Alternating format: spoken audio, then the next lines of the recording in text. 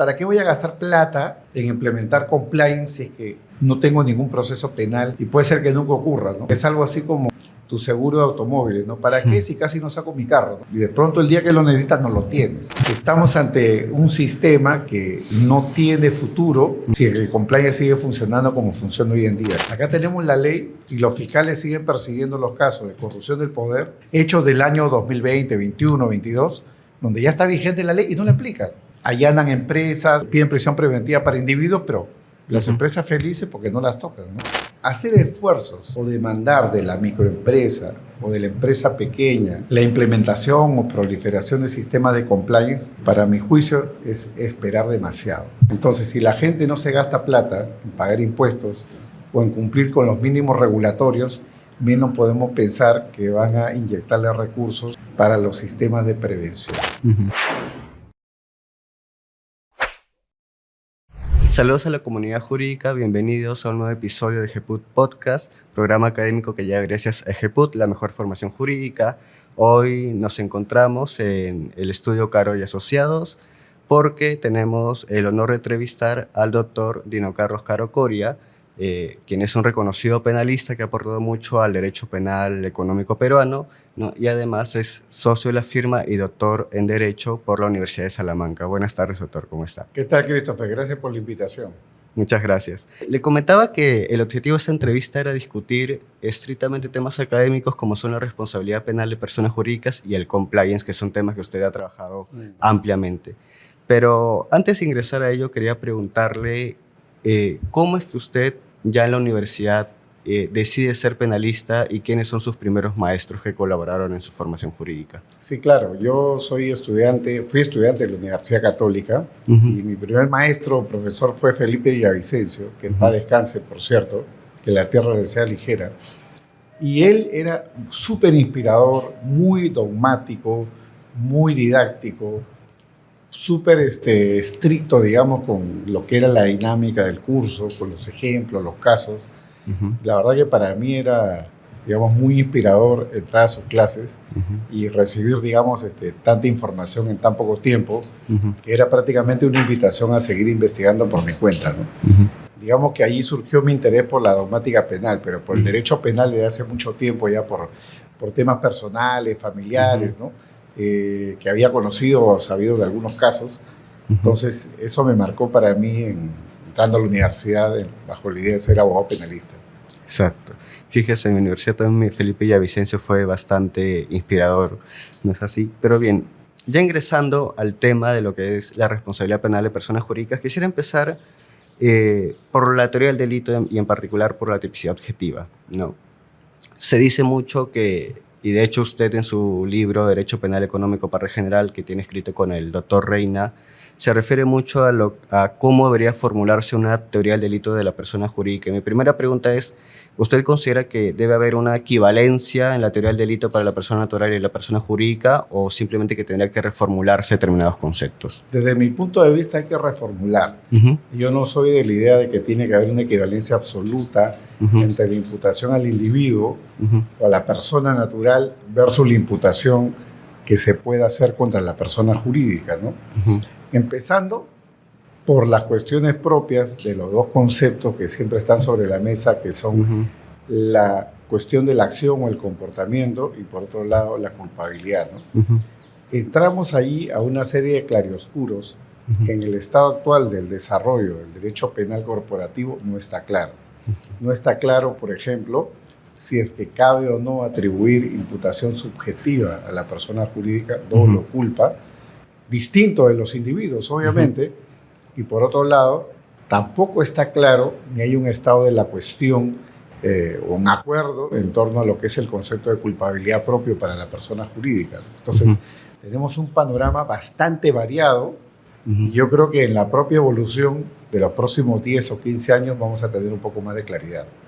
Exacto. Y en esa línea, hasta la actualidad, ¿cuál sería el fundamento, más allá del defecto de organización al cual se refiere Tiedemann y que muchos siguen, por el cual se tendría que imputar a la persona jurídica? O sea, por ejemplo, García Cabero en su reciente libro Derecho Penal de las Personas Jurídicas dice en realidad es un tema de competencias. La persona jurídica tiene la competencia a prevenir delitos y ese sería el fundamento de su imputación. Pero para usted, ¿cuál sería el fundamento? Vamos a ver, o sea, no hay ninguna oposición porque en un derecho penal fundado, digamos, en roles, funciones, competencias, es exactamente lo mismo hablar de la persona natural y la persona jurídica. ¿Cuáles son las competencias del Estado en los delitos contra la administración pública? La prevención. De hecho, hay una serie de políticas públicas, public compliance, en relación a ello. ¿Cuáles son las políticas que pueda desplegar una organización como un estudio de abogados? Compliance. Nosotros, si tú ves a la esquina, tenemos la certificación ISO 37001 anticorrupción. Claro, entonces hay competencias corporativas, pero también hay competencias individuales. Sí. Con lo cual decir que el tema se centra en las competencias de la persona jurídica es decir mucho y decir nada, ¿no? Hay que centrarse en el punto. Y el punto tiene que ver para mí con la prevención. Pero en eso no estamos tan distanciados de las personas naturales, ¿no? Porque desde luego, si nosotros hacemos una panorámica de lo que es el estado actual, de la responsabilidad penal del directivo, de los órganos de dirección de la persona jurídica, las competencias asignadas desde el punto de vista regulatorio, el estado de la cuestión, el estado de la técnica, tiene que ver tanto con la atribución, ¿no?, de deberes de actuar como deberes de omitir, ¿no? Parte de esos deberes de actuar o parte de las competencias de los órganos corporativos, individuos que pertenecen a la persona jurídica, tiene que ver con estos deberes de prevención. Ahora, si tú y yo somos directores de una empresa y con 2 personas más conformamos un directorio, ya somos un órgano, ¿no? Que de forma individual tenemos esos deberes de prevención, pero como colectivo también. Entonces ya no vamos a hablar del director 1, 2, 3 o 4, sino del directorio de la persona jurídica realizando labores de prevención ya no por cuenta individual, sino por cuenta de la empresa, de la corporación. Entonces al final del día creo que hay un acercamiento ahí. Por eso que yo en particular considero que esta cuestión del defecto organizativo, deberes de prevención, como se le quiere llamar, no es un problema de culpabilidad, sino es un problema de tipicidad. Yo defiendo desde muy temprano que el compliance es prácticamente la faz negativa de la imputación objetiva. Es decir, cumplo con mis deberes de prevención como persona jurídica, por lo tanto no se me puede imputar un resultado que pueda caer de manos del individuo que gatilla el hecho de conexión por el cual podría haber una responsabilidad penal corporativa. Para hablar de la imputación objetiva a la persona jurídica, antes, tal vez para algunos tendríamos que referirnos a la conducta, ¿no? Claro, en el caso de una persona natural o del individuo, se puede saber si su conducta es acción u omisión. Claro, algunos como Augusto Ramírez dicen la acción forma parte del tipo, entonces no es tan relevante como parecería porque está dentro del tipo, pero en el caso de la persona jurídica, la imputación hacia ella, ¿cómo sería? ¿De omisión, de acción o cómo usted lo considera? A ver, tenemos acá varias lecturas posibles, ¿no? Y todo depende de qué estructura tienes tú para efectos de imputar responsabilidad a la persona jurídica. Hay quienes defienden, por ejemplo, que prácticamente el delito corporativo debería delimitarse a una sola fórmula, ¿no? La fórmula de la no implementación de medidas de prevención. Esto es algo que podríamos decir tiene mucho reflejo administrativo. Por ejemplo, ¿no?, si estamos hablando de los sujetos obligados a lo que es prevención del lavado de activos, ese compliance obligatorio, no compliance voluntario, el hecho de que una persona jurídica como un banco no implemente compliance, no implemente medidas de prevención, ya implica una infracción administrativa, más allá del resultado. Si eso lo lleváramos al derecho penal, sería algo como un delito de omisión pura, ¿no? Delito de omisión pura. Por el solo hecho de no tener medidas de prevención, ya estarías delinquiendo. Algo de eso se puede ver, por ejemplo, en la UK Bribery Act del año 2010, o la norma anticorrupción inglesa, donde encuentras una fórmula parecida, ¿no? La punición por el solo hecho de no tener un modelo de prevención. Esa es una línea, y desde esa perspectiva tú dirías que es una omisión. Pero, sin embargo, cuando vamos a estas estructuras mixtas, estas estructuras que algunos llamaríamos heteroresponsabilidad disminuida, o a algunos les gusta llamar autorresponsabilidad atenuada, lo que nos encontramos es con una mezcla, ¿no?, entre la acción y la omisión, porque por un lado, ¿no?, si queremos resumir nosotros el estado de la jurisprudencia comparada, prácticamente para que una persona jurídica responda se requiere tres cosas, ¿no? El hecho del individuo, el beneficio para la persona jurídica y por otro lado la ausencia de compliance. Lo que pasa es que en la ausencia de compliance pueden también haber, digamos, acciones positivas. Por ejemplo, ¿no? La implementación de un modelo de prevención de forma defectuosa, ¿no? ¿Eso es acción o eso es omisión? Entonces, creo que ahí estamos entonces ante un terreno donde más importante que definir, ¿no? En términos, digamos, vamos a decirlo así, lógico-objetivos, si es acción o omisión, creo que el punto central está en si eso satisface o no el mandato de la norma, ¿no? El mandato de la norma está implementar medidas de prevención y esa implementación puede ser una implementación por inexistencia del modelo o por una implementación defectuosa, ¿no? Hay otro tema también vinculado ya al título de imputación de la persona jurídica. Es decir, algunos dicen o he escuchado que la persona jurídica, al menos en nuestra legislación con la ley 3424, tendría que responder siempre como partícipe. Pero, o sea, ello haría accesoria su conducta, que de algún modo lo es a la persona natural. Para usted, ¿cuál sería el título de imputación que se le debería Desde mi punto de vista, a título de autoría. Son autorías paralelas, ¿no? Son formas de autoría que están completamente separadas, porque son dos estructuras, ¿no? Que se pueden relacionar, puede haber algún vaso comunicante, pero son estructuras, digamos, que caminan de forma absolutamente paralela. No podríamos hablar de autoría y participación porque ninguno depende del otro, ninguno es el accesorio de, al punto que podría haber responsabilidad penal del individuo y no de la persona jurídica si la persona jurídica implementó un adecuado modelo de prevención, aunque fracasó en el resultado, pero estaba dentro del riesgo permitido. O podría darse el caso también que el individuo no responda ya porque se murió. Muy bien, y muerto que estuvo o muerto que está, la persona jurídica es perseguida y sancionada. Entonces no depende del individuo porque conforme al sistema y a la regulación, la responsabilidad es autónoma y paralela. Sí. Hablando de la relación entre el individuo y la persona jurídica, recientemente, hasta hace unos meses, se publicó la ley 31740, que usted criticó a través de sus redes y por otros medios, ¿no? Pero una de las reformas que trae esta ley es que a los directivos de las personas jurídicas, digamos, pese a que exista un modelo de prevención, no exime responsabilidad de la persona jurídica, ¿no? ¿Cuál sería, a su entender, el motivo de esta modificación? Y, como usted dijo, quizás significa menos compliance, ¿no? Sí, claro. Para mí, esta reforma, en esa parte que tú has mencionado, ¿no? Que es digamos, la no eximente por compliance, ¿no? En los casos en los cuales, para decirlo en términos generales, el autor sea alguien que pertenece a la alta dirección, es decir, directivos, directores, gerentes, administradores, representantes.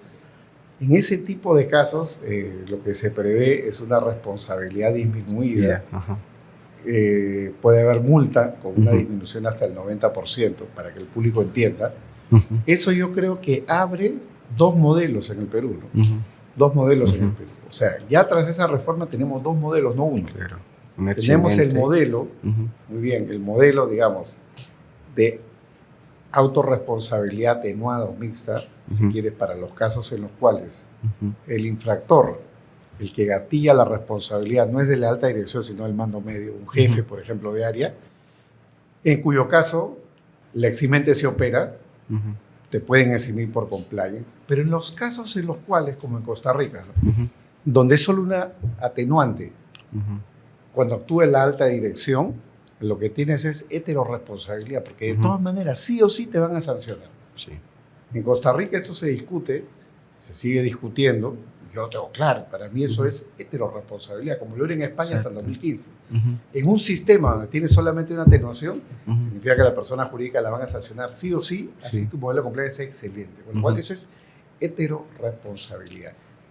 Para responder a tu pregunta, es un craso error y el motivo, ya si queremos ir a la cuestión histórica, tiene que ver con el grupo de cohecho transnacional de la OCDE. Este grupo evaluó la situación de Chile en el 2018 y recomendó lo mismo. Vino a Perú, recomendó lo mismo en el 19 lo volvió a repetir en el año 2021, cuando entró Castillo, con Aníbal Torres Vázquez, hicieron el proyecto de ley a pie juntillas, haciéndole caso al grupo de cohecho transnacional de la OCDE. Y a mí me parece que es una pésima recomendación. Chile no la ha seguido, porque ellos dicen más o menos lo siguiente, ¿no? Dicen, oye, ¿cómo puedes decir que tu compliance es eficaz cuando alguien de la alta dirección está delinquiendo? Entonces significa que tienes un compliance tan malo, ya que está delinquiendo alguien de tu alta dirección. Y parece razonable, ¿no? Parece efectista, pero es un error. Y el mejor ejemplo está en la práctica de los Estados Unidos. Yo cito este ejemplo, el caso Morgan Stanley. Sí. Morgan Stanley, una organización en los años 2000 que delató un hecho de corrupción de un country manager que había cometido actos de cohecho en China. Fue al Departamento de Justicia, delató el caso. ¿Qué hizo el Departamento de Justicia? No persiguió a Morgan Stanley. Persiguió a este individuo que era de la alta dirección. Sí.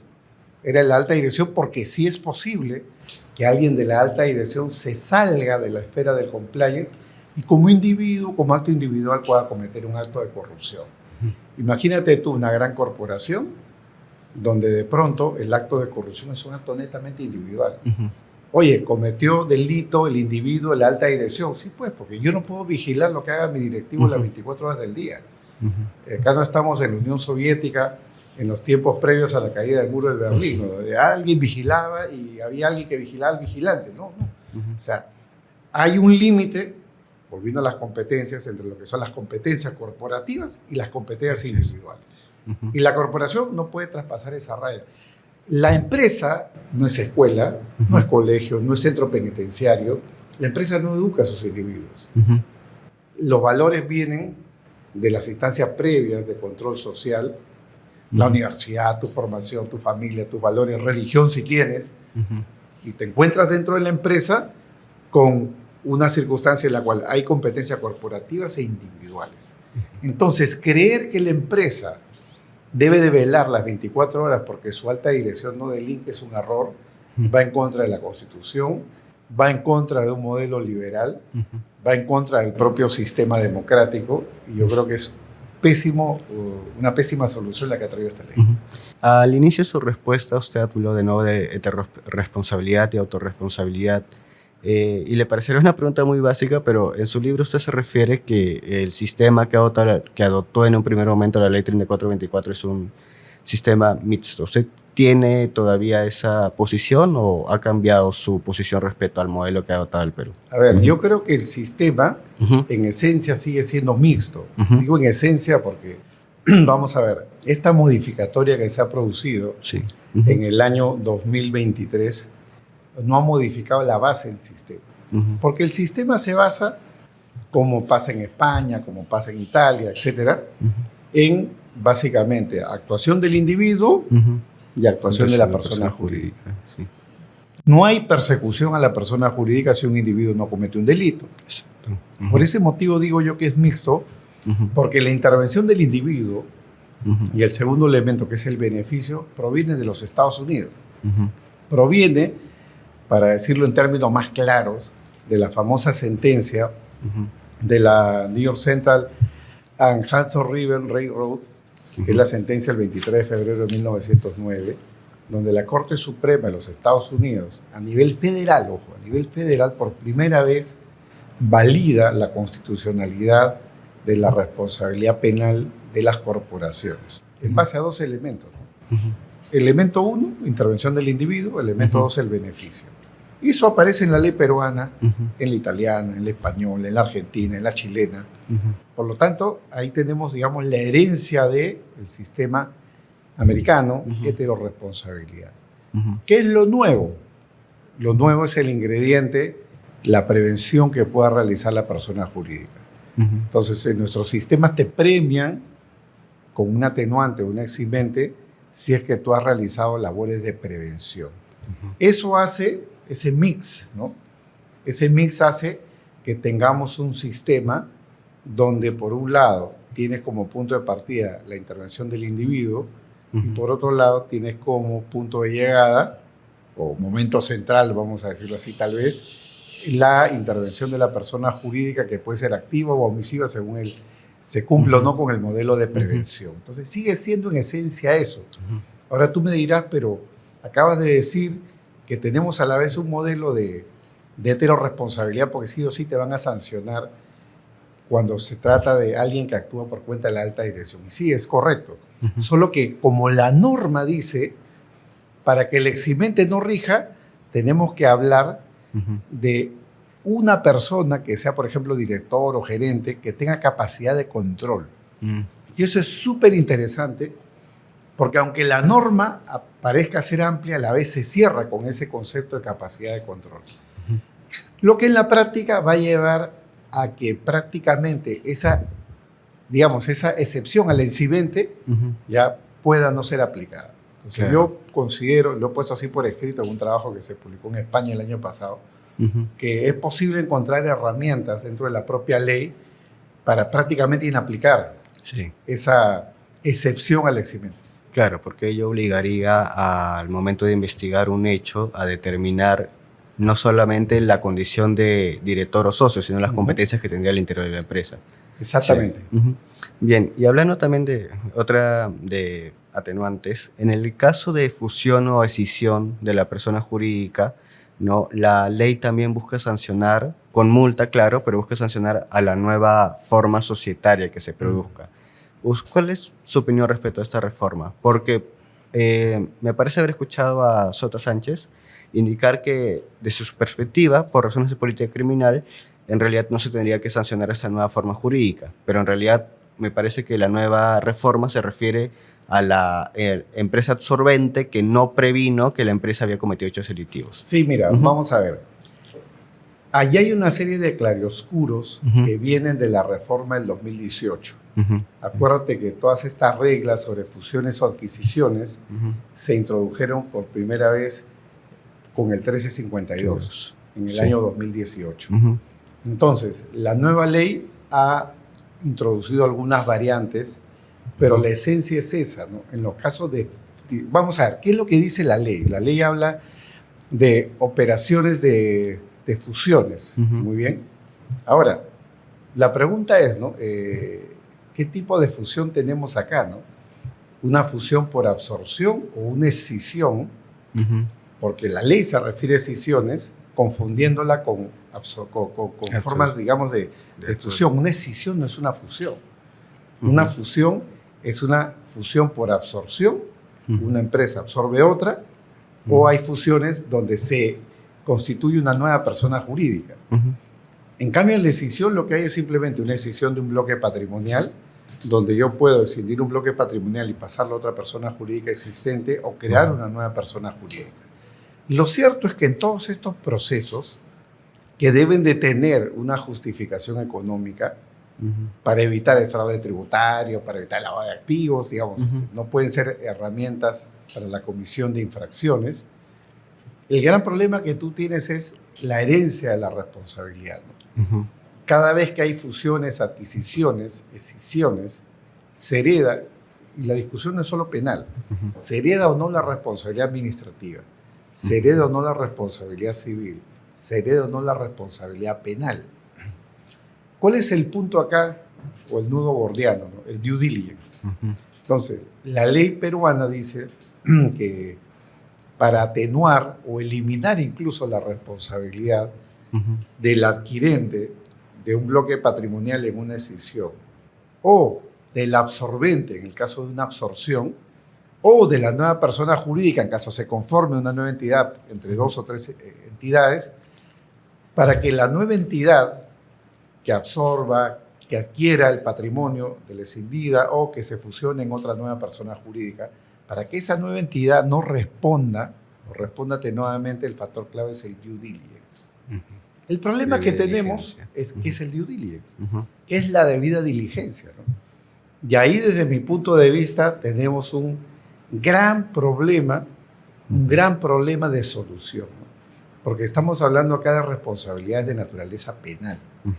Entonces, no hay una ISO sobre la debida diligencia. Yo que me manejo, o creo manejarme, con las principales ISOs de compliance y normas técnicas, si tú vas a la definición de debida diligencia, son definiciones grandes, gruesas, genéricas.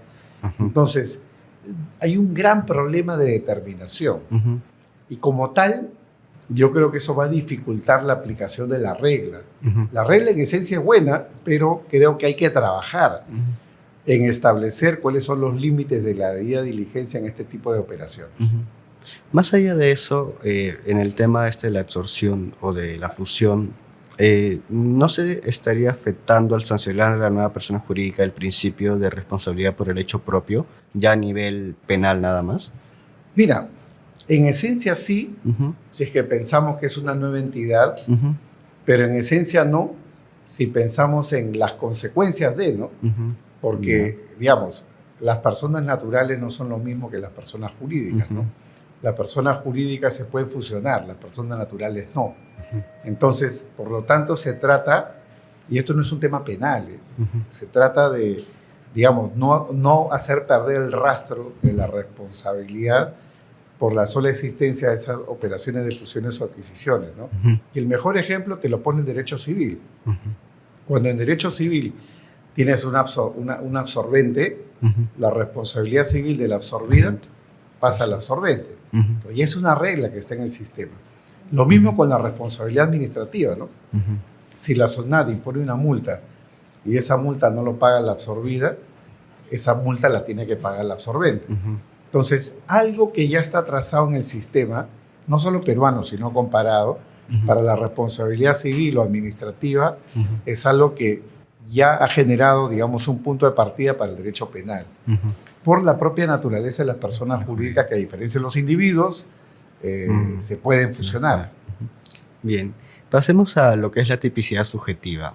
¿Usted tiene alguna concepción respecto a ello? Es decir, entiendo que algunos consideran que la persona jurídica solo podría responder por culpa, pero en realidad algunos también sostienen que podría ser por dolo.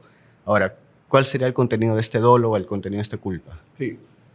Nuevamente estamos acá ante uno de los puntos más oscuros sobre la responsabilidad penal de la persona jurídica, ¿no? Porque uno podría decir que, digamos, la configuración, digamos, o la creación de un riesgo por parte de la persona jurídica, es decir, la imputación objetiva, tipicidad subjetiva, se centra en la ausencia de implementar medidas efectivas, llámalo falta de compliance, falta de controles, como se le quiera llamar. En el ámbito subjetivo, ¿esto cómo debe de operar? Debe de operar de forma dolosa, de forma culposa, y por otro lado, ¿cómo le imputamos dolo o culpa a una persona jurídica? Desde mi punto de vista, ¿ya?, sería absolutamente erróneo tratar de centrar los elementos subjetivos en los órganos. Es decir, no, es que el dolo del director o el dolo del gerente es el dolo de la persona jurídica. Eso es heterorresponsabilidad. Para eso, más coherente es decir, oye, ¿sabes qué? Tenemos una fórmula, ¿ya? Tenemos una fórmula de responsabilidad puramente objetiva, lo que nadie va a aceptar. O podríamos decir, tenemos un modelo de responsabilidad puramente culposa, donde prácticamente la culpa se va a presumir a raíz de los defectos organizativos o la falta de prevención. Y eso, desde mi punto de vista, no te genera predictibilidad, ni te genera una garantía mínima para hablar de derecho penal, ¿no? Si habláramos de derecho administrativo, podríamos ser más flexibles, pero estamos acá hablando de derecho penal.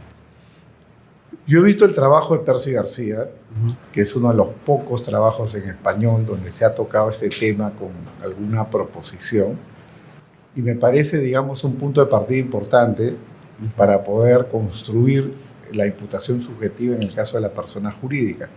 Y tiene que ver con la forma en la cual fluye la información al interior de la empresa. Entonces, digamos que en el plano teórico, nosotros podríamos hacer una evaluación no de los flujos de información entre los individuos o los órganos de dirección de la persona jurídica, sino por parte ya de la propia persona jurídica, ¿no? ¿Qué información manejan los órganos, no los individuos, de la persona jurídica? Es decir, la gerencia, la dirección, el área concreta que tenía que administrar determinado riesgo, y eso es algo que puede tener trazabilidad. Entonces, como punto de partida, a mí me parece destacado Y de esa perspectiva tú puedes construir dolo, culpa y hacer diferenciaciones según el grado de conocimiento y el grado del riesgo alrededor de ello. Pero creo que es algo que tiene todavía que compaginarse con todo lo que significa estos flujos de información al interior de la persona jurídica, ¿no? Para un fiscal, por ejemplo, puede ser un gran problema decir, ¿y cómo pruebo ahora el dolo de la persona jurídica? Que me meto en los correos electrónicos, me meto en los manuales, en las actas de directorio, para ver qué sabían y qué no sabían los órganos. Ahí yo creo que hay que construir. Creo que el punto de partida es correcto y hay un punto de partida que seguir. Bien, pasemos a otro aspecto, a otro sistema en realidad. Se regula tanto la responsabilidad penal administrativa de la persona jurídica en la ley 3424, pero tenemos todavía las consecuencias accesorias del artículo 105 del Código Penal. ¿Es necesario todavía tenerlas? ¿Usted lo considera así? ¿O es que tenemos un doble sistema? Y claro, teniendo en consideración también que las consecuencias accesorias se han aplicado muy poco a nivel de la praxis judicial. ¿Usted considera necesario tenerlas todavía? Desde mi punto de vista, de ley ferenda, o sea, el futuro deberían eliminarse, ¿no?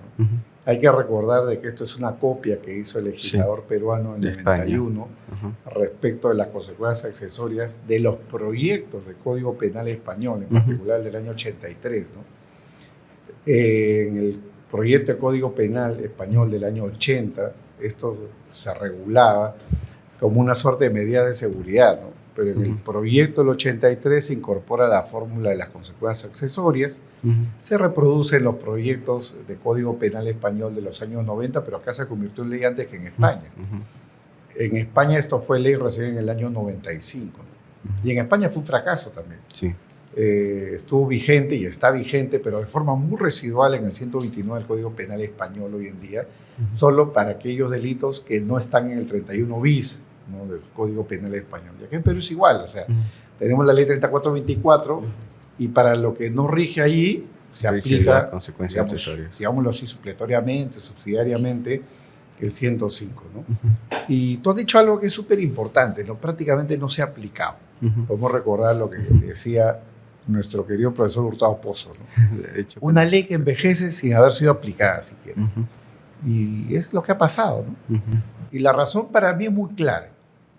Los fiscales, los jueces, los abogados siguen anclados en el modelo del derecho penal individual. No está en el chip de los jueces, fiscales, policías, abogados, operadores del derecho, el chip del derecho penal corporativo.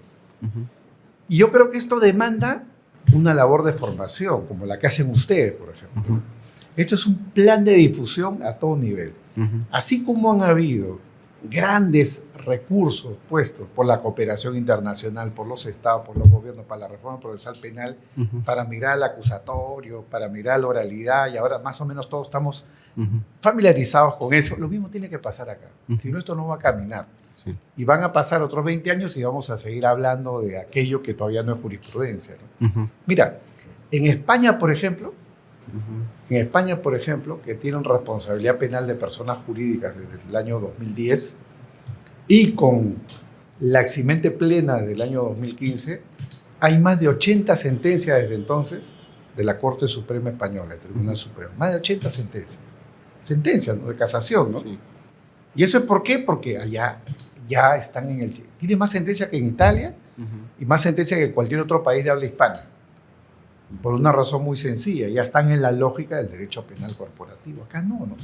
Acá tenemos la ley y los fiscales siguen persiguiendo los casos de corrupción del poder, es decir, hechos del año 2020, 21, 22, donde ya está vigente la ley y no la aplican.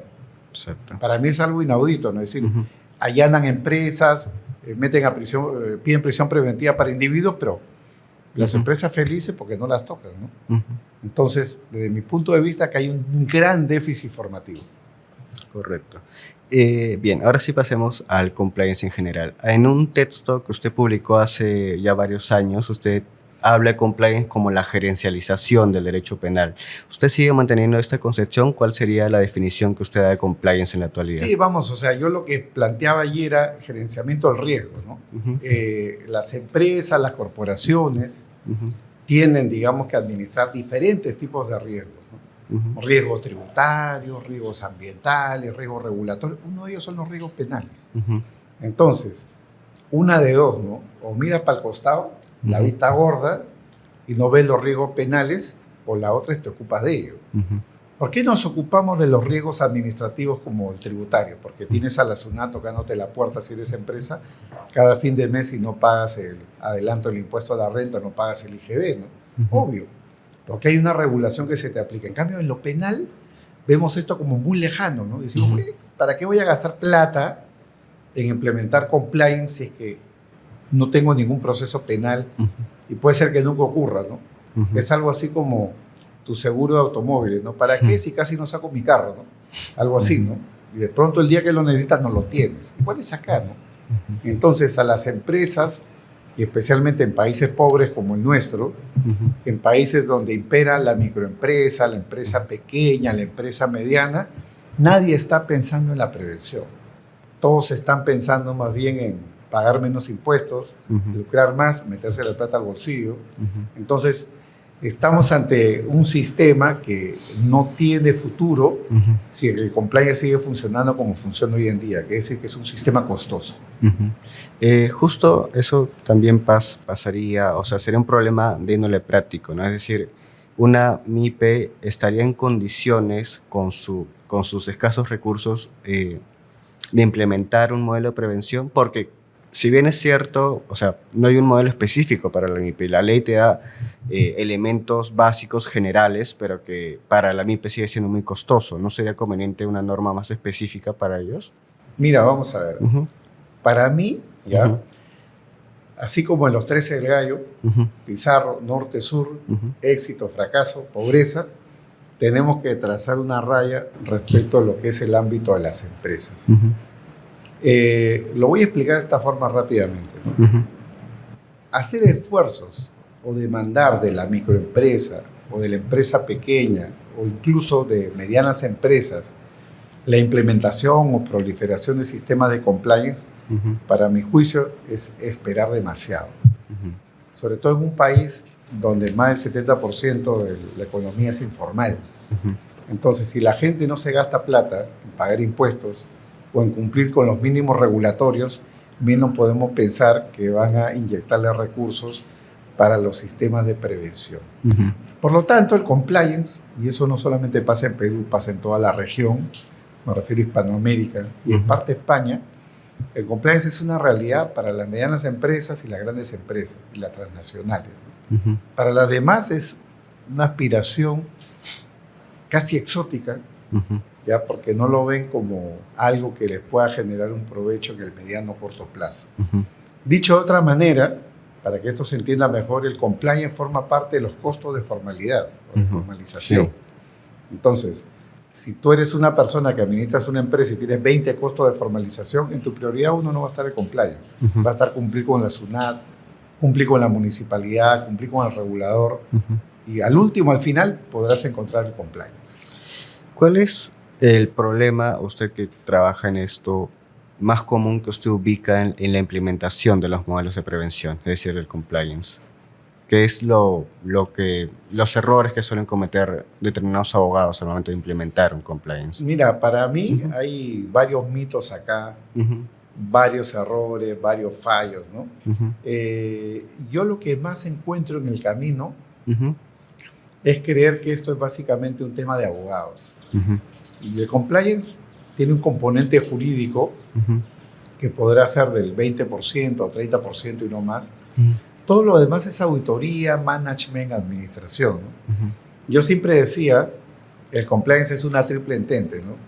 Inteligencia corporativa, inteligencia legal e inteligencia en auditoría, ¿no? Tengo un pequeño artículo, una nota por ahí publicada hace tiempo en Semana Económica sobre este punto, porque al final es una mezcla de estos componentes y el componente jurídico es, digamos, un punto importante pero no determinante. Entonces creo que uno de los principales errores es que esto sea gobernado, quiera ser gobernado básicamente por abogados o quiera ser gobernado solamente por auditores. Acá se requiere varios skills, ¿no? Y sobre todo lo que se requiere es una visión realista en torno a lo que es la implementación de los modelos de compliance según el tipo de organización. Yo me he encontrado con muchísimas experiencias, con medianas, grandes empresas, ¿no? Viendo las prácticas de las Big Four, grandes estudios de abogados, y la verdad que lo que me he encontrado en el camino son grandes fallos y grandes errores y pocos aciertos. La ley 3424 regula unos elementos mínimos de lo que es el compliance. Uno de ellos es alguien a cargo de ese compliance, el oficial de cumplimiento. Entiendo que se está discutiendo en doctrina ahora si es que el oficial de cumplimiento podría responder penalmente en el ejercicio de su función. ¿Usted considera eso posible o en qué supuestos podría tener responsabilidad penal? Eso, yo creo que lo último, ¿no? ¿Bajo qué supuestos? ¿No? Sí. Mira, si tú vas, por ejemplo, al derecho penal alemán y vas a la jurisprudencia, ya, por ejemplo, hay una sentencia del una sentencia del Bundesgerichtshof, ¿no? Del año 2017, mayo, que dice expresamente que los oficiales de cumplimiento pueden responder penalmente por los delitos que se cometan en el seno de su organización, siguiendo la línea de otra sentencia de la Corte Suprema Federal Alemana del año 2009. Y tienes ahí un modelo que, desde mi punto de vista, maximiza los roles o funciones del oficial de cumplimiento. Y yo creo que ese es un error si hacemos una generalización, porque prácticamente el oficial de cumplimiento tendría que ser como un policía, de modo que si el policía falla, el policía responde, ¿no? Y yo creo que eso no es así. Yo creo que el oficial de cumplimiento es un gestor del riesgo y solamente podría responder si el gestor del riesgo tiene un poder de determinación. Me explico, ¿no? Me explico. Como dice Alfredo Liñán, colega español, en un trabajo sobre la responsabilidad penal del oficial de cumplimiento, la responsabilidad penal de solamente debe darse cuando este oficial de cumplimiento tiene la capacidad de paralizar algo. Hay determinadas organizaciones donde, por ejemplo, la firma de un contrato que pasa por compliance puede ser paralizada por el oficial de cumplimiento. El oficial de cumplimiento dice, no se firma porque esto no me genera seguridad. En este tipo de casos sí, porque entonces tú estás dándole el puente a una operación que puede ser, por ejemplo, algo vinculado al blanqueo de capitales o algo vinculado a la corrupción, cuando tú tienes un poder de determinación. Y eso generalmente no pasa en las organizaciones, menos en Perú, ¿no? Acá el oficial de cumplimiento es alguien que tiene un puesto con un nivel gerencial, pero no sustituye a la gerencia, no sustituye al directorio. Podría, en teoría, según las reglas de la empresa, tener ese poder, pero prácticamente no lo tiene. Pero si estuviéramos ante ese caso excepcionalísimo, podríamos discutir ahí su posible responsabilidad penal. Sí. Hay algo que particularmente yo me cuestiono. O sea, supuestamente el oficial de cumplimiento es autónomo, o sea, tiene autonomía. Pero, o sea, a mí me cuestiono cómo alguien que contrata a la propia empresa y que le paga para que realice esa labor puede tener autonomía. Sí, claro. Esto es algo que parece, digamos, una contradicción, ¿no? Sí. Es algo así como los peritos del Ministerio Público, que supuestamente son oficiales, pero son parte del Ministerio Público y les paga el Ministerio Público, ¿no? O las auditorías que hace la propia Contraloría para concluir en responsabilidad. Claro, no son fiables. Pero ten en cuenta tú lo siguiente, ¿no? Estamos hablando acá de la autorregulación. Estamos hablando acá de que en verdad las empresas, y hablando ya del sector privado, están prácticamente haciendo algo que le corresponde hacer al Estado. O sea, el deber de prevenir el delito, perseguirlo y sancionarlo, como punto de partida es el Estado.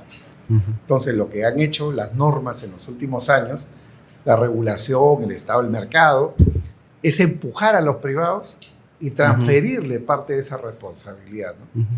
Bueno, en teoría una empresa puede contratar un oficial de cumplimiento externo, pero finalmente también le paga. Le pagará a través de un service, a través de una empresa proveedora de servicios, un outsourcing, como tú lo quieras llamar. Pasa en el mundo, pasa en las películas, pasa en las grandes empresas, ¿no? Donde el área de compliance está prácticamente tercerizada. Eso podría suceder, pero eso tampoco te garantiza nada, porque el día que quiero, cierro el contrato, no pago o pago tarde y hago que se aburran y se vayan. Entonces, siempre vamos a llegar al punto en el cual vamos a volver como el perro que se muerde la cola, ¿no? Siempre al final es la misma empresa autogestionándose, ¿no? Por eso es que yo creo en verdad de que el principal, digamos, componente del compliance en el cual no hay nada es con el compromiso de la alta dirección. Alguien me decía, ¿no? ¿cuál es el elemento más importante del compliance? Bueno, si lo queremos ver en términos de arquitectura, es tu mapa de riesgos. Pero si lo queremos ver en términos, digamos, orgánicos, yo lo diría así, ¿no? Yo lo diría, así como hay un cerebro, es la decisión de la alta dirección. El día en el cual hay una alta dirección que dice, a partir de ahora no pagamos, no coimeamos, no cometemos delitos, los demás siguen la música. Y el oficial de cumplimiento le otorga poder, le otorga autonomía, esto es funcional. Pero si lo tienes ahí para completar, si lo tienes ahí para la foto, si lo tienes ahí por cumplir, evidentemente va a pasar lo que tú mismo dices, esta contradicción de cómo alguien a quien yo le pago para que supervise la empresa. Otro elemento del compliance es el canal de denuncias y esto va de la mano con lo que son las investigaciones internas. Yo he encontrado muy poco desarrollo sobre las investigaciones internas. Uno es Juan Pablo Montiel. Entiendo que José Reaño en un congreso que usted organizó también habló de ello. Pero eso de verdad ha tenido validez últimamente en la práctica. ¿Se hacen a partir del canal de denuncias e investigaciones internas? Sí, mira, partiendo de lo que he dicho, ¿no? De que el compliance es una realidad prácticamente de las grandes empresas, he dicho las medianas por extensión, pero en esencia son las grandes empresas, las transnacionales con mayor razón. Lo que tienes ahí son canales de denuncias y tienes tantas entidades o digamos órganos que funcionan alrededor de ello, que tienen sus procedimientos, ¿no? Hay canales de denuncia que están incluso tercerizados. Por ejemplo, empresas como EY o como Pricewaterhouse tienen canales de denuncias que ellos administran por cuenta de las empresas, tercerizados, ¿no? Ellos reciben la información, la filtran, ven su seriedad y la derivan a la empresa y gatillan con eso una serie de procedimientos que están estandarizados. Pero como digo, es un tema de las grandes empresas, ¿no? Y yo creo que ahí, digamos, hay muchos retos para poder afinar, digamos, el valor de esos procedimientos internos. Porque a las empresas no les gusta que estas cosas salgan a la calle. Claro.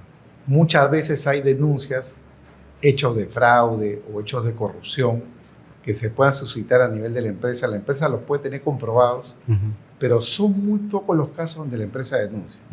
Es por eso que uno puede decir, oye, sí, fue investigación interna y quedó en nada, ¿no? No es que quedó en nada. Arribó un resultado, pero el resultado siempre pasa a una decisión de un directorio. En algunas empresas hay un comité de ética y ellos deciden y lo primero que están pensando es la reputación de la empresa. Oye, ¿qué va a pasar si se enteran en la calle, en la prensa, nuestros clientes, nuestros proveedores, que tenemos, por ejemplo, un caso de corrupción? ¿Qué problema hay de que lo descubran? Y no hacen nada. Entonces, esto es algo que camina, que existe, pero los resultados no siempre son visibles. Bien. Su estudio es uno de los pocos estudios que tiene tantas certificaciones ISO.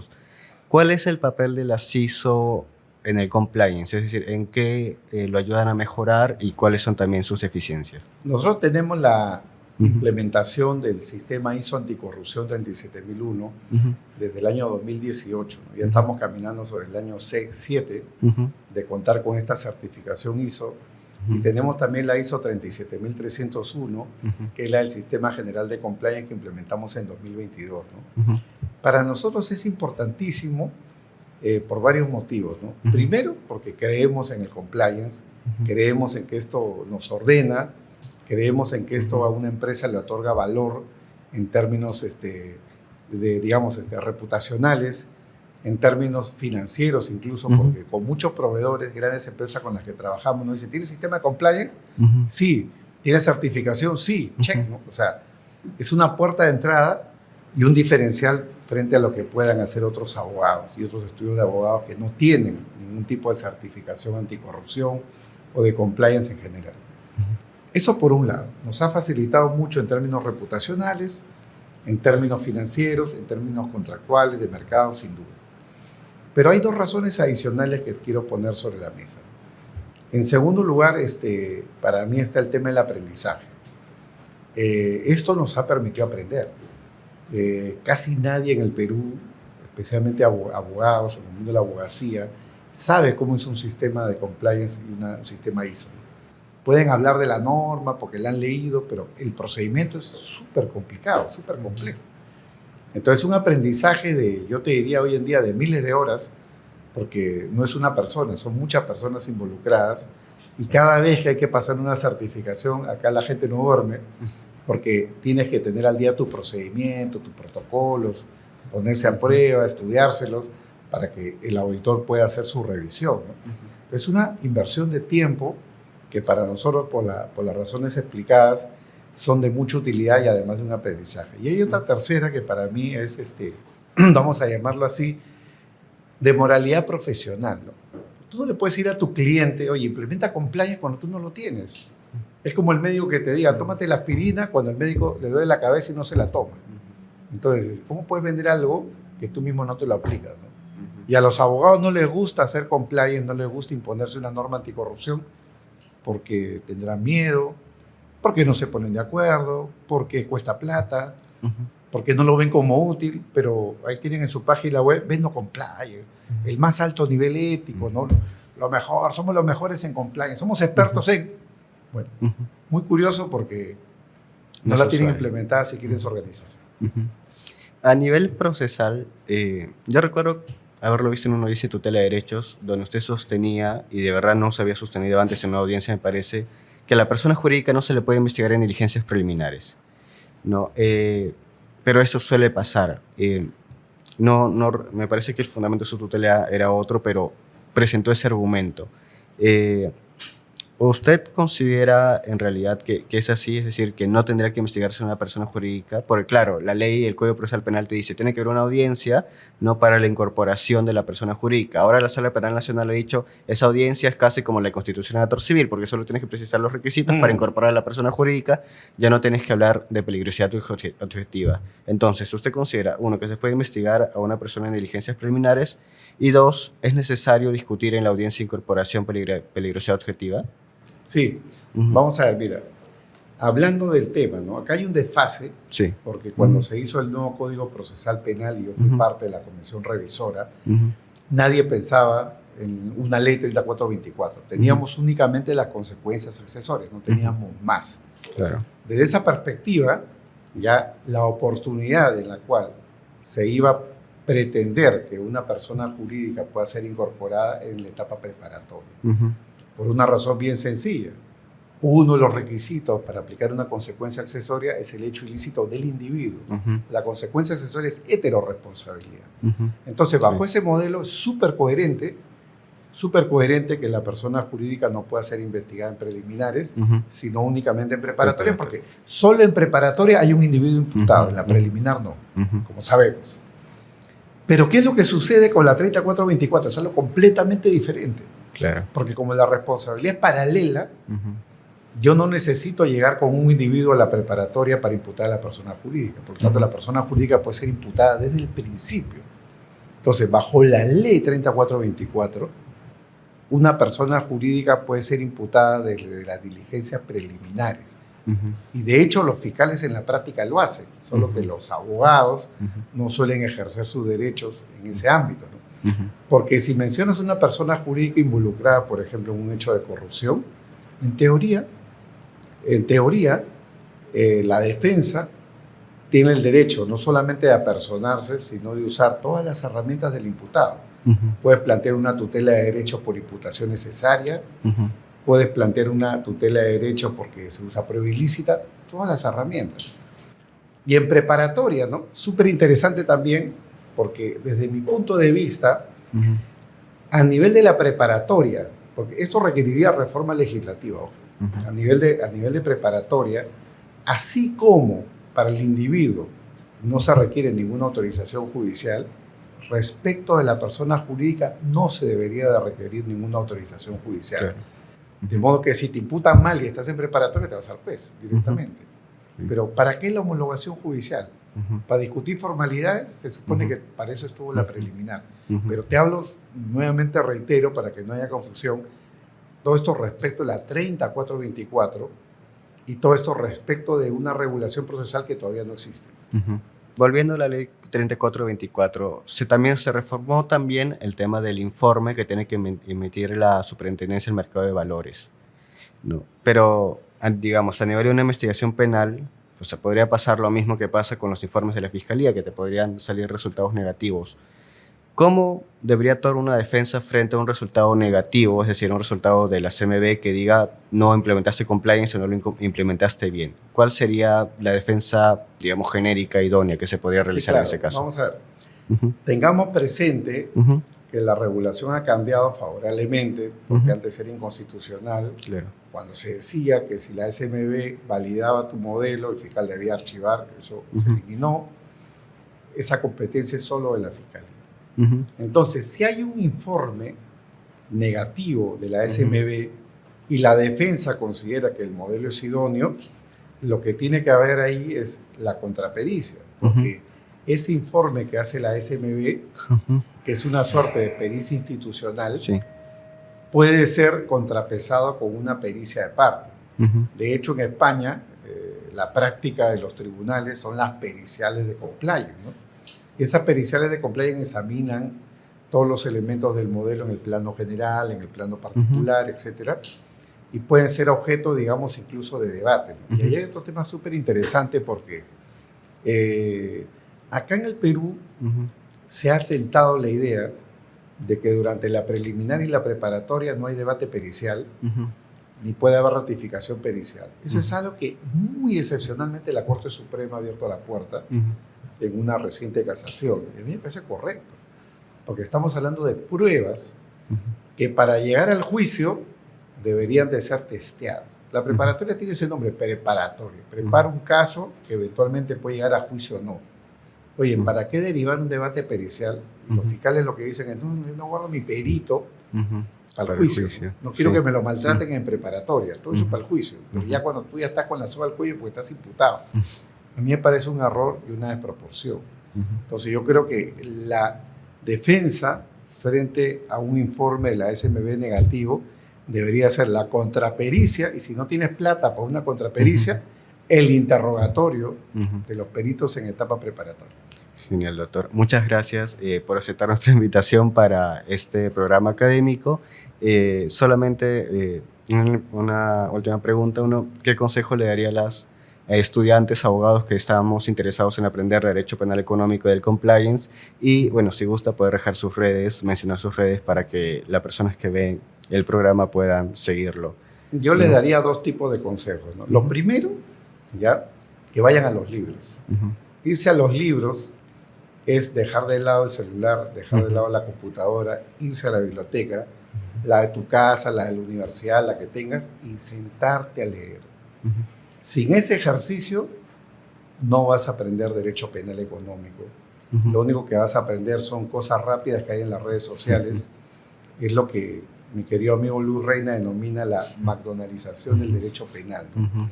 Eso lo repitió por ahí otro colega hace unos días, pero quien lo dijo primero y por escrito en el 2009 fue Luis Reina. Es decir, consumir derecho penal fast food, no, tienes que ir a los libros, tienes que sentarte, meterte a la biblioteca, entender, leer y empezar a escribir. Lo segundo es practicar. Practicar, ¿no? No estamos en Harvard, no estamos en Yale, donde los sistemas te demandan una educación al 100% universitaria y según tu nota te van a captar de los despachos o de la administración. Eso no funciona así en Perú, lamentablemente. Entonces, tienes que empezar a hacer tu networking, ¿no? La creación de tus contactos profesionales, y eso tiene como punto de partida tu iniciación. Ahora los despachos de abogados captan a personas que son del propio despacho, que ya han pasado por la etapa de practicante, y en la administración pública pasa lo mismo. Entonces, mientras más pronto practiques, mejor. Y digo porque hay gente que dice, no, practicar en el último año ya puede ser tarde. Hablando del Perú. En otros países la cosa puede funcionar distinto. Muchas gracias, doctor. Muchas gracias a ustedes. Muchas gracias. Este fue un nuevo episodio de EGEPUT Podcast, un programa académico que llega gracias a EGEPUT, la mejor formación jurídica. Muchas gracias.